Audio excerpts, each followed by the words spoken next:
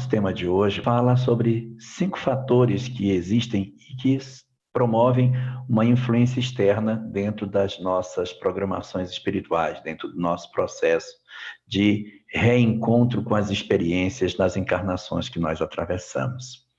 Nós, portanto, sabemos aquilo que o Espiritismo nos oferece, que o processo de retorno do homem à vida corporal, ele está condicionado a um grande fenômeno de reavaliação das suas verdades, dos seus valores, das suas condições de interpretação do que seja a vida.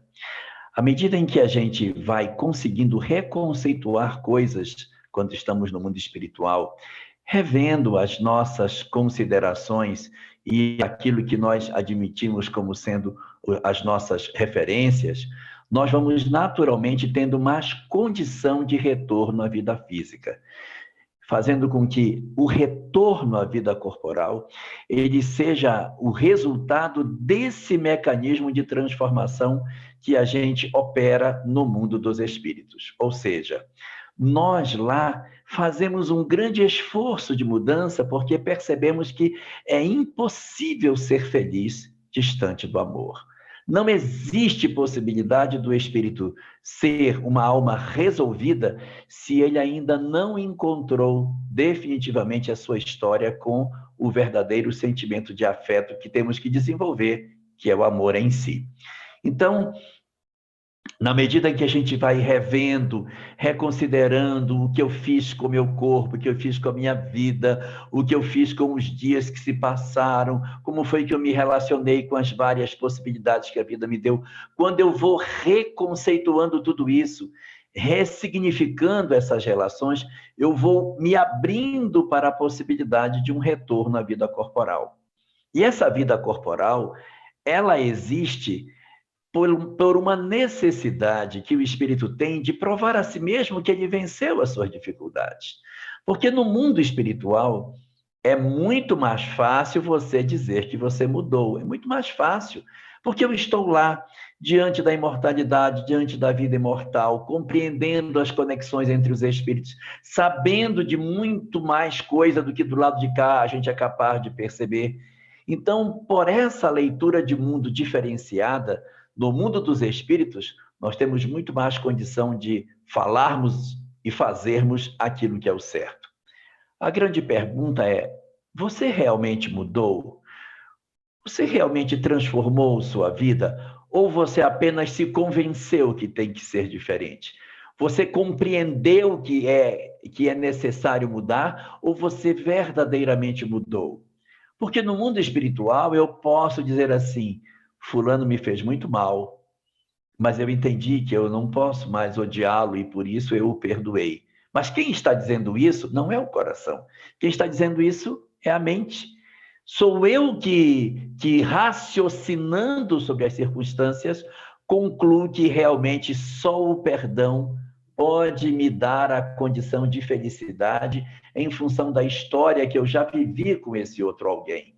Então eu digo, não, eu realmente mudei. Eu realmente agora não tenho mais raiva de fulano, eu resolvi isso. Só que a questão é, isso de fato aconteceu? Isso verdadeiramente se deu? Para que a gente consiga saber se isso é verdade, só existe um instrumento capaz de provar ao espírito que as mudanças que ele crê que ele realizou, ela de fato aconteceu. Esse fenômeno se chama reencarnação. Somente através da reencarnação eu provo que eu mudei. Por quê? Porque no mundo espiritual eu posso mudar, eu posso evoluir. É lá que está a vida verdadeira. Mas para eu ter certeza que eu mudei, se eu ficar só no mundo espiritual, eu precisarei de muitos séculos para poder ter certeza de algo que em uma única existência eu posso provar para mim mesmo que eu consegui vencer essa parte do meu eu e agora estou, de fato, alinhado com uma nova dimensão do que seja a vida. Então, a reencarnação ela vai representar exatamente a prova real do processo de transformação que o espírito possui. Baseado em quê? Qual é o instrumento que pode provar para mim que eu de fato mudei. Qual é o instrumento da lei divina que garante que durante o processo reencarnatório eu tenho uma comprovação de que eu de fato fiz uma mudança? É um dos fenômenos mais bonitos que o processo reencarnatório dispensa a cada um de nós. Esse fenômeno se chama o esquecimento do passado. Se nós renascêssemos e não esquecêssemos o passado, se nós reencarnássemos com lembrança absoluta de tudo aquilo que fomos, era como se não tivéssemos renascido. Porque eu teria lembrança de todas as coisas. Então, como que eu ia conseguir mudar? Porque eu ia sentar na mesa e dizer, fulano, hein? Mamãe, estava aqui lembrando o que a senhora fez para mim, lá naquela época da Idade Média. A senhora lembra o que a senhora me fez? E ela arrumando a mesa diria, mas por que eu fiz isso? Você lembra do que você me fez lá no Antigo Egito? Está esquecido? Eu não esqueci ainda não. Então, como que a gente conseguiria mudar se nós tivéssemos vivas todas as lembranças? Então, a nosso próprio benefício, quando nós reencarnamos Deus para querer que nós tenhamos sucesso na nossa existência corporal, Ele nos oferece um beijo. O beijo de Deus é o esquecimento do passado. Um processo que vai se consolidando no curso da gestação, em que a gente vai como que morrendo para a vida espiritual para nascer entre os homens. E quando nascemos, nós nascemos apenas com o âmago da nossa alma, com aquilo que verdadeiramente eu enraizei de conceitos dentro de mim. Aquilo que eu dizia no mundo espiritual, eu perdoei fulano, não, eu já mudei de vida, isso eu não faço mais. Vai ser aqui que eu vou provar. Porque do lado de cá, eu terei esquecido todas as coisas que eu disse que eu faria. Eu terei esquecido todas as verdades que eu penso que eu tenho para viver absolutamente somente aquilo que de fato existe na intimidade do meu ser. Então, nessa circunstância, o esquecimento do passado é um elemento extraordinário para a nossa nova dimensão no corpo físico, porque dá a cada um de nós a possibilidade efetiva de termos um novo recomeço. E, nesse particular, o Espiritismo é maravilhoso, porque ele dá um nome para esse processo do esquecimento, usando um termo muito próprio. Ele chama de véu do esquecimento. Não é parede do esquecimento. Porque se fosse uma parede de esquecimento, a gente esquecia tudo e começava tudo do zero. Então não fazia muito sentido você renascer esquecendo 100% do que você foi, então não adiantava, você voltava sempre para estaca zero. Então não é nem você lembrar tudo e nem esquecer tudo. Você volta com um véu do esquecimento. O que é um véu? É uma coisa que você entrevê por ela, mas você não vê claramente. Eu esqueço quem eu fui, mas não esqueço o que fui. Eu não sei mais meu nome, se foi Pedro, Joaquim, Manuel, Antônio, mas eu sei se eu fui orgulhoso, se eu fui vaidoso, se eu fui diligente, se eu fui uma pessoa boa ou se eu fui uma pessoa de maus princípios. É essa dinâmica linda que a reencarnação oferece para nós, que descerra diante das nossas almas um cenário maravilhoso de transformações. Porque do lado de lá, eu não ia ter certeza se eu mudei. Mas para voltar, eu precisaria voltar apenas com o rudimento das minhas conquistas, para ter certeza se aquilo que eu disse que eu ia fazer, se eu de fato vou realmente executar entre os homens. E aí nós renascemos. E aí nós chegamos entre os homens para viver entre as criaturas.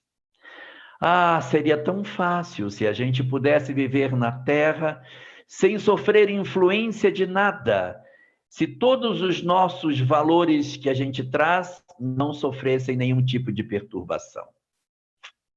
Mas não é isso que a gente lê quando observa a literatura espírita.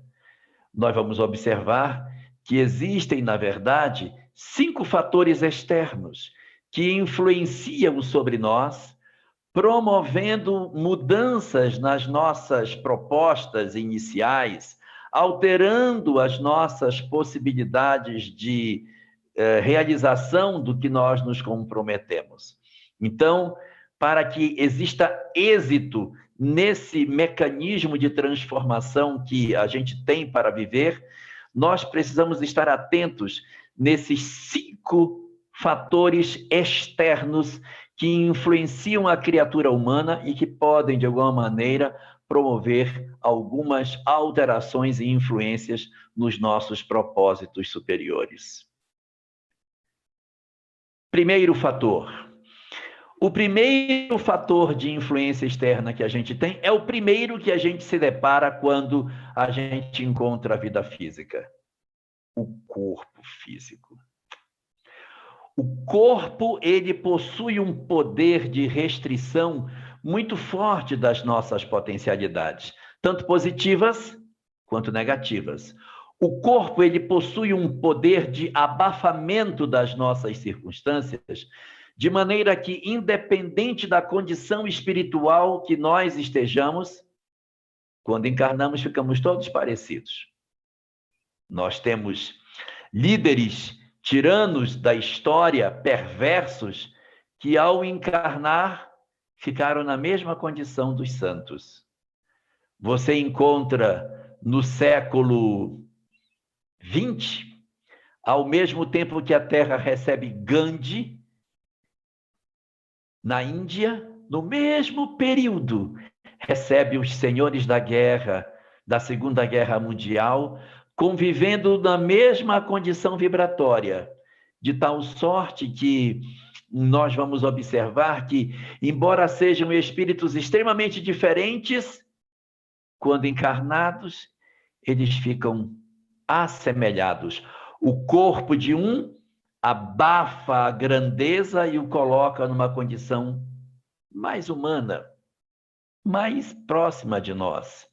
Enquanto que outros, que são reconhecidos por entidades profundamente perturbadas, enlouquecidas pelo poder e pelos sentimentos negativos, têm as suas potencialidades reduzidas para que eles não exerçam toda a potencialidade de mal que possuem.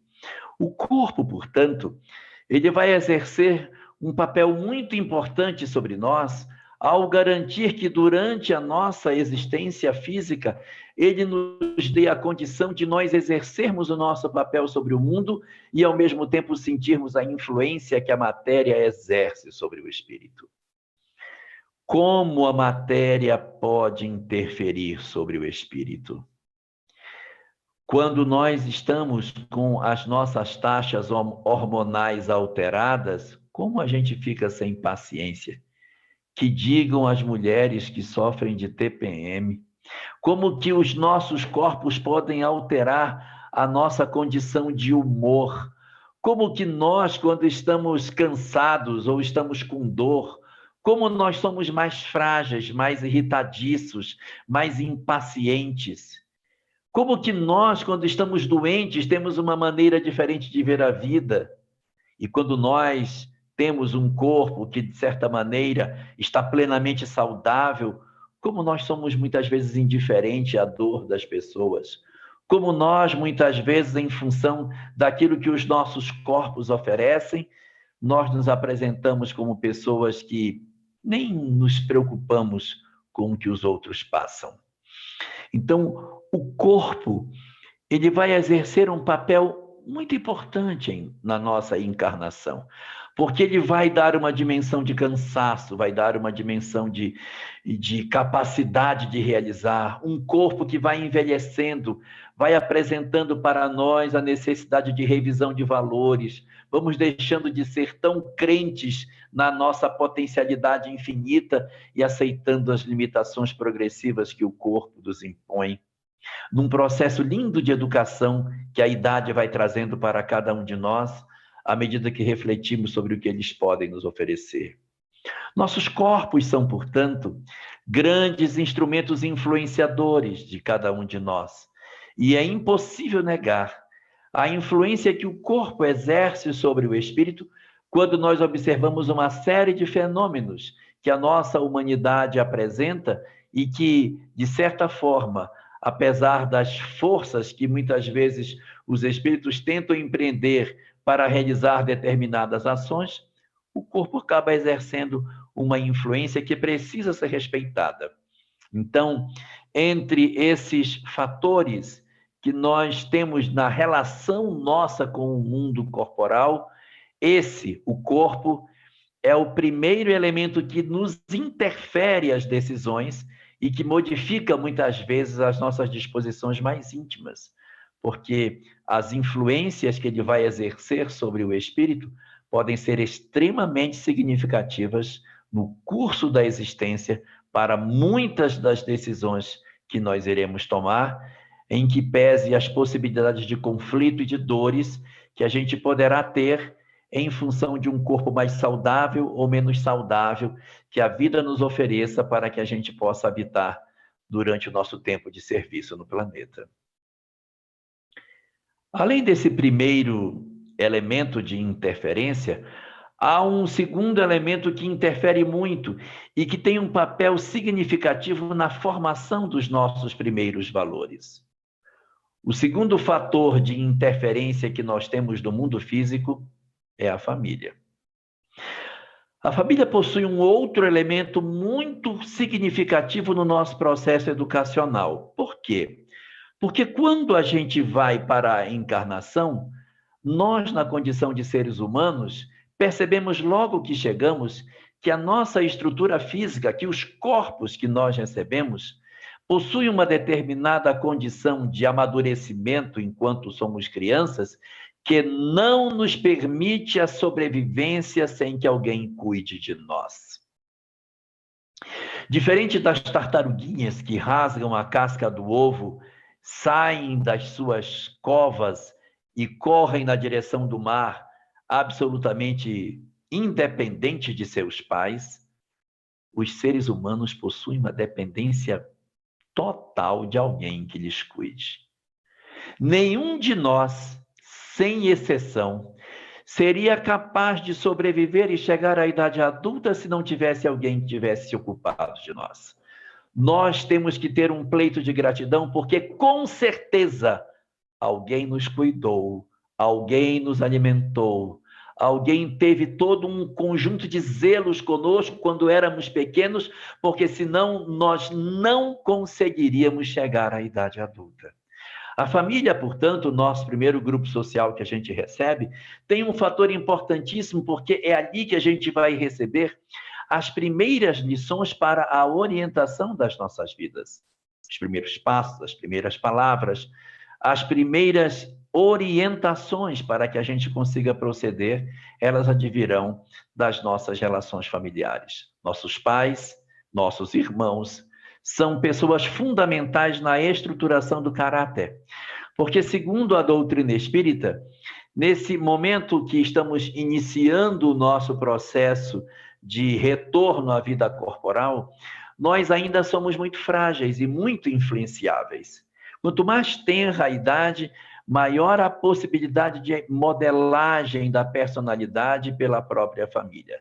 À medida que o tempo vai passando, esse fenômeno vai como que se cristalizando e a possibilidade de interferência vai ficando cada vez menor quanto mais o espírito se assenhora, quanto mais o espírito desperta no corpo, tanto mais difícil fica o processo de educação do espírito. Então, a família, ela é um fator de influência extremamente importante, porque é ela que vai dar as primeiras balizas do comportamento humano. É ali na relação familiar que a gente vai compreender o sentido de dever, de responsabilidades, de limites, e a gente às vezes não sabe, mas aqueles indivíduos que estão conosco na condição de familiar são almas antigas, velhas, conhecidas nossas, que muitas vezes já exerceram até outros papéis no cenário familiar, enquanto que outros que pertencem ao nosso grupo familiar não vêm de experiências felizes do passado, mas são resultados de laços de desamor que nos trouxeram para uma nova experiência juntos, dentro de um mesmo ambiente doméstico, para que a gente aprendesse, através dos laços de afinidade física, o desenvolvimento da afinidade espiritual de acordo com aquilo que a lei de amor nos estabelece, que a gente procure vencer as nossas dificuldades de relacionamento para que a gente consiga ser feliz.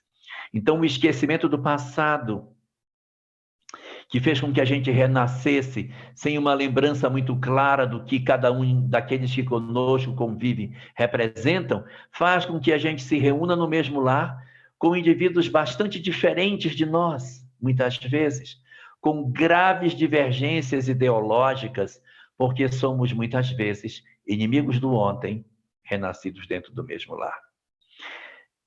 Isso, inclusive, faz com que muitas pessoas, quando elas ouvem essa informação, comecem a fazer uma contabilidade dentro de casa para saber quem é quem é laço de afeto, quem é laço de desafeto, e quem não é laço de afeto nem desafeto ainda é laço por natureza das provas.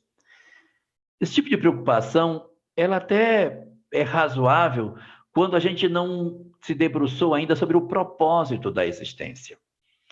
Se a gente se debruçar sobre isso e entender que, para o laço de afeto do ontem, eu estou com ele para consolidar esse afeto e, portanto, o melhor sentimento a dar é o amor. Para o laço de desafeto do ontem, que nasceu dentro de casa, ele está junto para que eu corrija as imperfeições. Então, para esse, o relacionamento exige um sentimento: amor.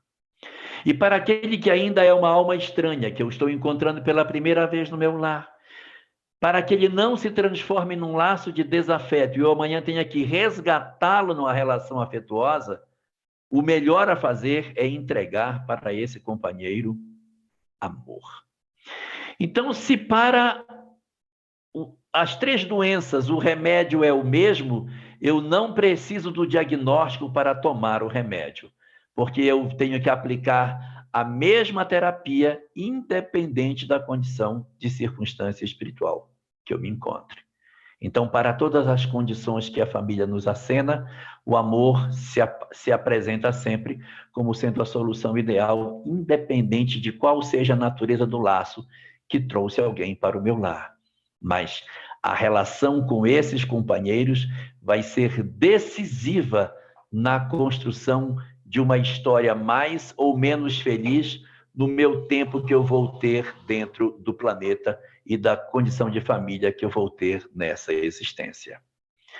O terceiro fator que a gente tem de influência que os espíritos nos apresentam não é o corpo, nem é a família, é a sociedade. A sociedade.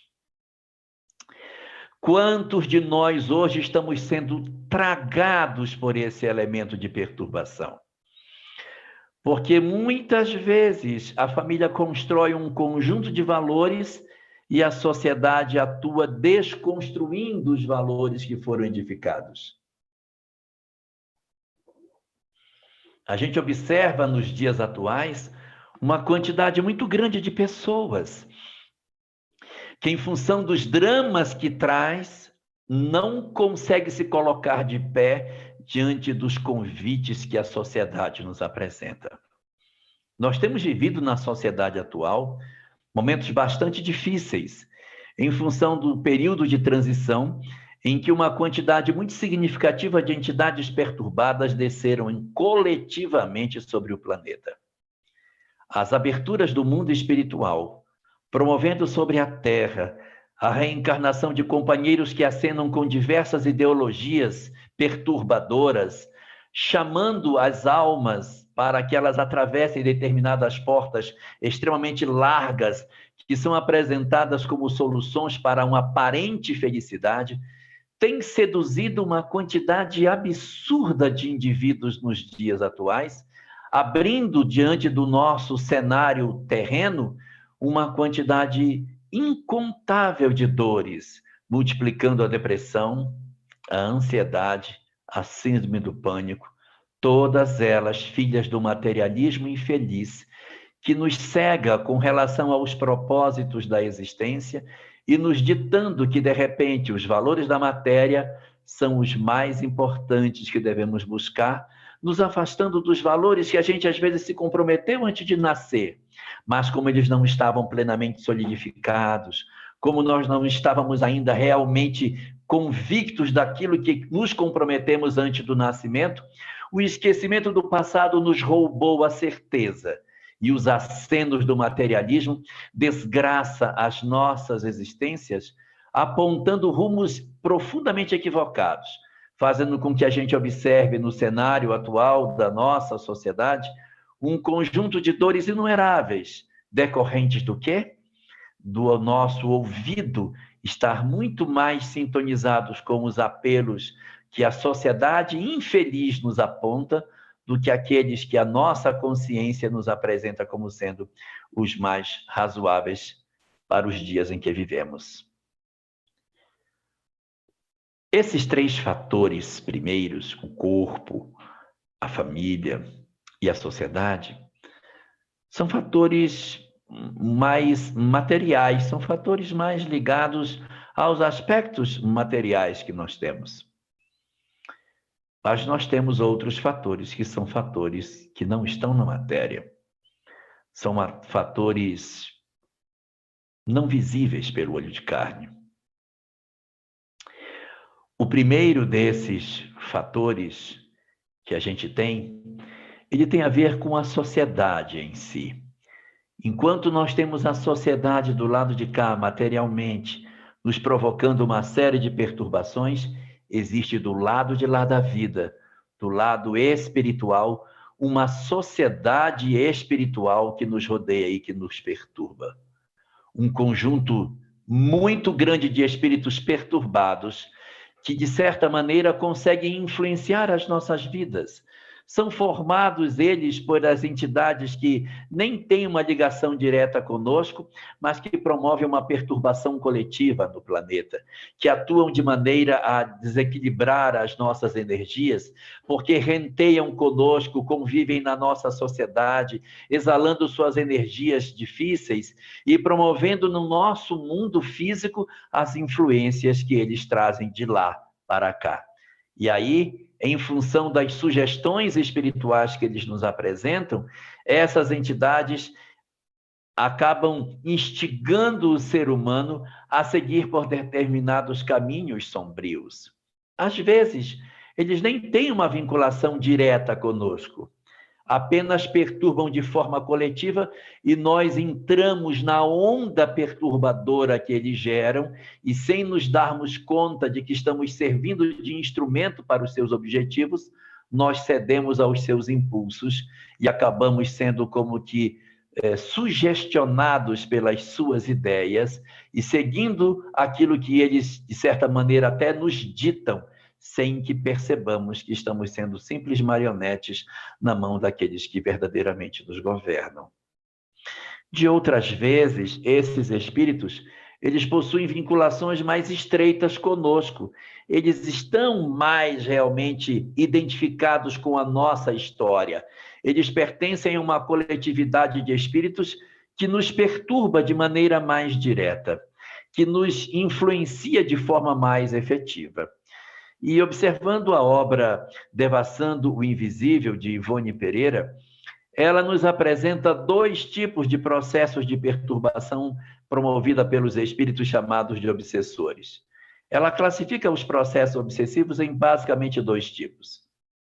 Ela chama de obsessão odiosa, são aquelas motivadas pelo ódio.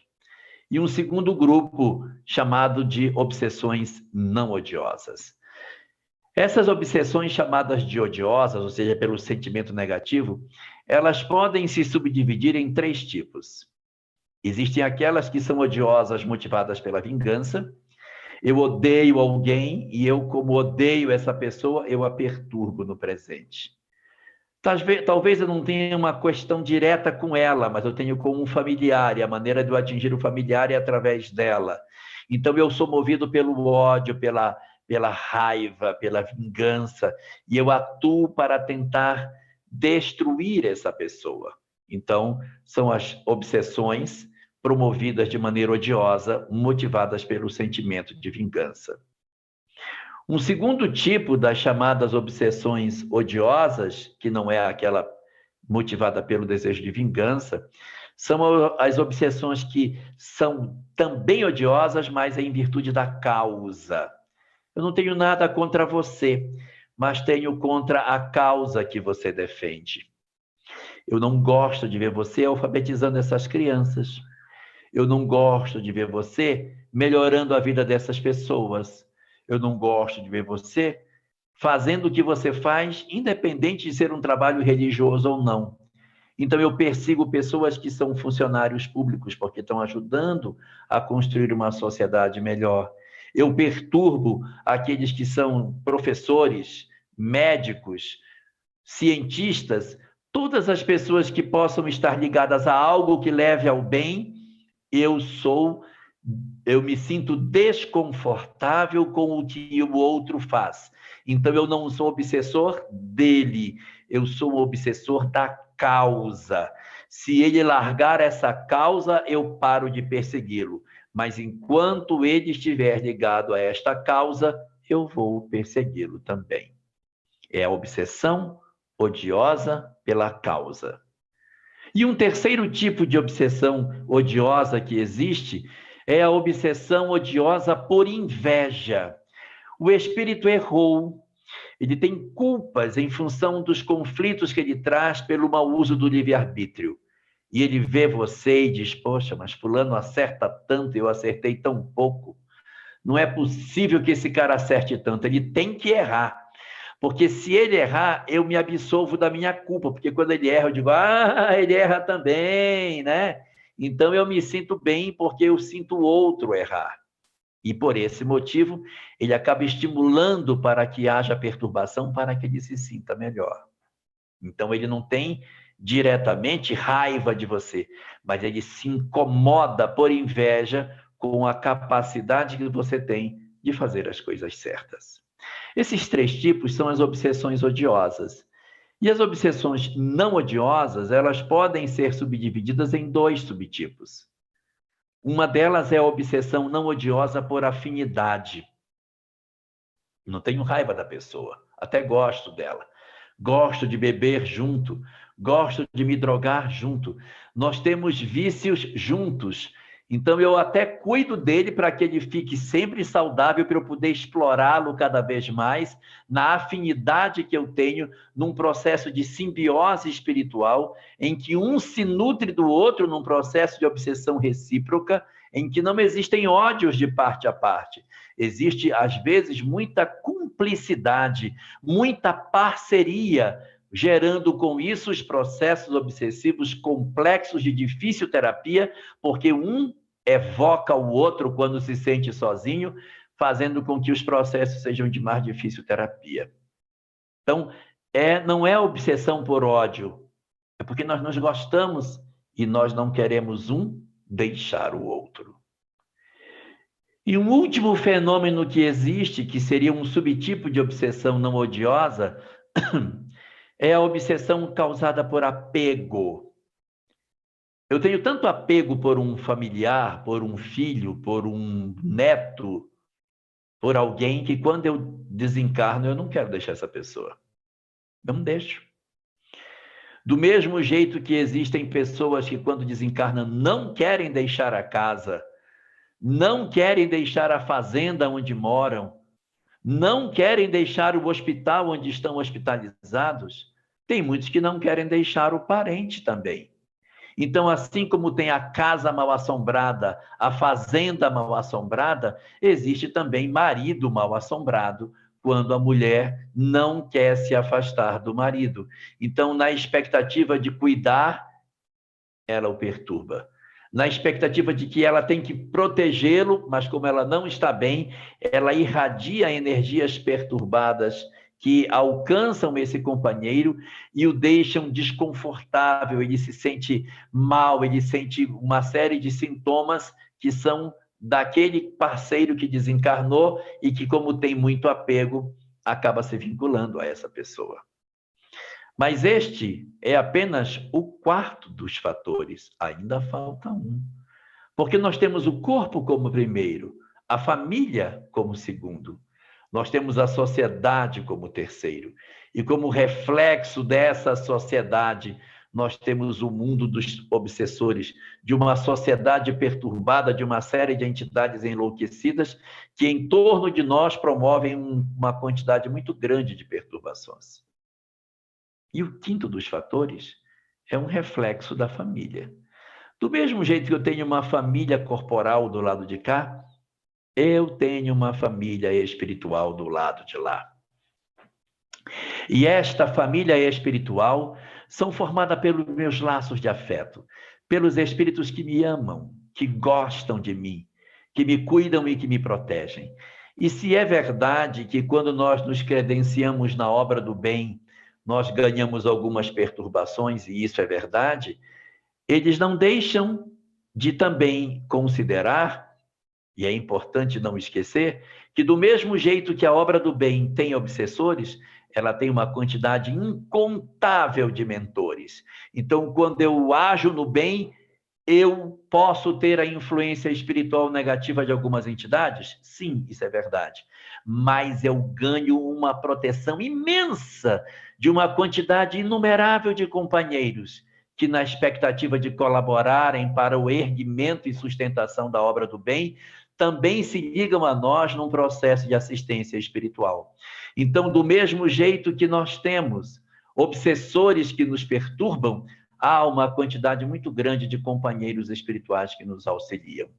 Então, do mesmo modo que nós possuímos uma influência do corpo, que nós temos uma influência da família, que sofremos a influência da sociedade, que os obsessores nos influenciam, os nossos mentores espirituais também promovem mais um elemento de motivação para nós, mais uma face desse processo de influência que nós sofremos, constituindo o quinto dos elementos que promovem esse mar de influências que nós temos em torno de nós, constituindo as diversas características que nós apresentamos no cenário da nossa existência.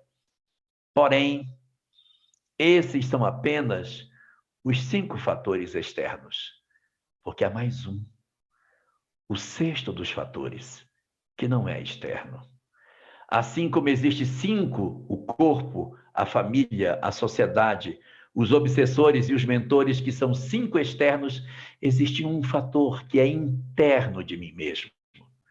Porque além de termos todas as influências que o externo promove sobre as nossas histórias, eu tenho uma influência interna, que é o meu próprio passado, a minha própria história semi-adormecida dentro de mim mesmo, que se soma a esses 5 fatores para dar a resultante da minha personalidade. Quem sou eu, então? Que personalidade eu tenho? Quais são as características daquilo que eu apresento para o mundo? É a síntese dos 5 fatores externos e o meu fator interno.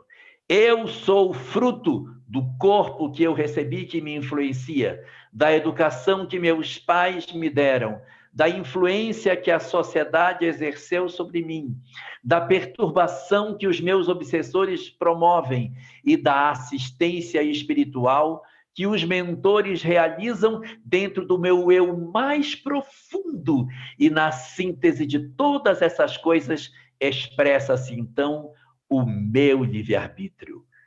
O resultado dessas 5 influências em cima daquilo que eu sou na essência constitui a personalidade que eu apresento no momento e que é o resultante daquilo de tudo que eu aprendi e que mostra quem sou eu de fato. Não somente o ser desencarnado que no mundo espiritual tinha uma série de crenças e de verdades e de apresentações em termos de evolução. Este do lado de cá encarnado sou eu na maneira mais clara do que eu realmente sou. Porque eu aqui estou despido dos convencionalismos que eu acreditei no mundo espiritual, para ser do lado de cá a alma com aquilo que ela conseguiu trazer desperta dentro dela, apesar dos inúmeros processos de perturbação que nós tivemos durante a vida física. Então, somos assim esse resultado, justificando o esforço que devemos empreender para sermos efetivamente entre os homens aquilo que nos comprometemos antes de renascer. Que Deus, portanto, abençoe em cada um de nós esse propósito e que a gente consiga ser, na vida física, muito daquilo, já que não podemos ser tudo, mas muito daquilo que a gente se comprometeu antes de reencarnar.